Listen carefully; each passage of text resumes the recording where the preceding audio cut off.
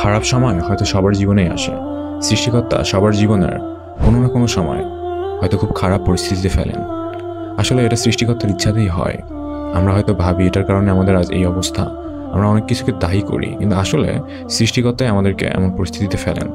তার ইচ্ছাতেই সব কিছু হয়। আমরা কেবল ধৈর্য ধরতে পারি আর চেষ্টা করতে পারি, আর সৃষ্টিকর্তার পরিকল্পনার উপর বিশ্বাস রাখতে পারি। আমরা ভাবি আমাদের হয়তো টাকা থাকলে জীবনে কোনো দুঃখ থাকতো না, কিংবা এটা কিংবা সেটা থাকলে কষ্ট থাকতো না। কিন্তু Justin Bieber, world famous handsome একজন সিঙ্গার, তার কিসের অভাব আছে দুনিয়াতে?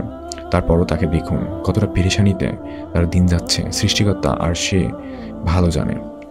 প্রার্থনা করি সৃষ্টিকর্তা তাকে ভালো রাখুক, কিন্তু দেখুন তার সব কিছু থাকতেও তার জীবনে যদি এত পেরেশানি সৃষ্টিকর্তা দিতে পারে, তাহলে আমরা কি অর্থ সম্পদ খ্যাতি বানিয়ে সৃষ্টিকর্তার দেওয়া কষ্ট থেকে বাঁচতে পারবো?